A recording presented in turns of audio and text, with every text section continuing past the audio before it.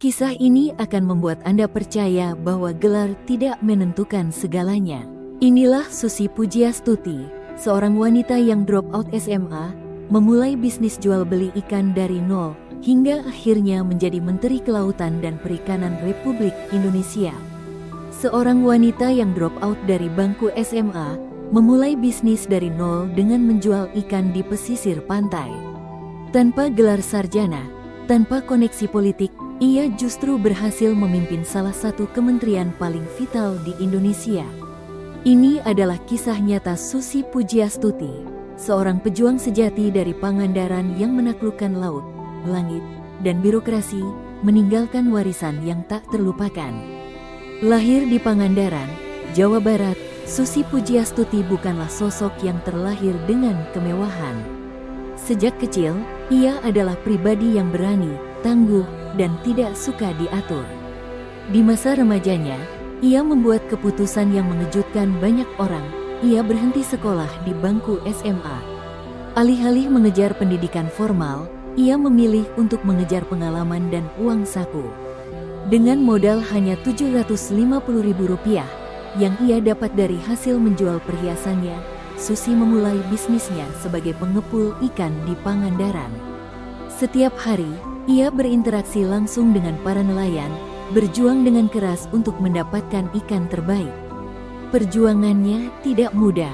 Ia harus menghadapi persaingan, cuaca buruk, dan tantangan yang tak terhitung jumlahnya di dunia perikanan yang didominasi oleh kaum pria. Namun, Susi memiliki visi. Ia tidak hanya ingin menjual ikan di pasar lokal. Ia bermimpi untuk mendistribusikan ikan ke kota-kota besar.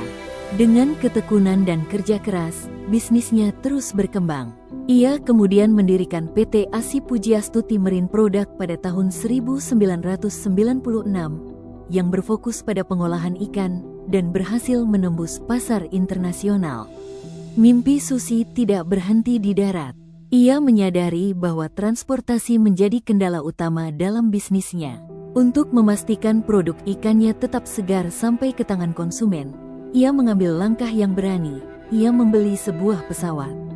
Langkah ini kemudian melahirkan maskapai penerbangan Susi Air pada tahun 2004, yang awalnya hanya melayani rute kargo untuk membawa hasil laut. Susi Air kini menjadi salah satu maskapai perintis terbesar di Indonesia.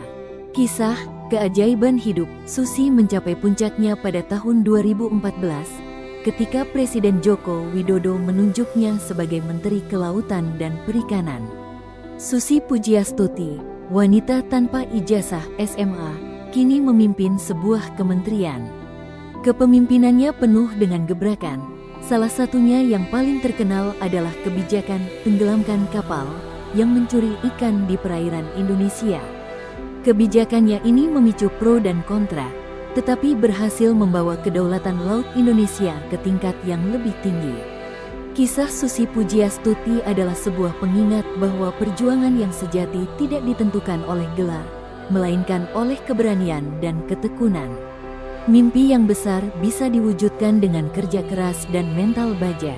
Dan keajaiban hidup bisa terjadi pada siapa saja, bahkan pada seorang gadis yang memilih untuk keluar dari bangku sekolah demi mengejar takdirnya sendiri.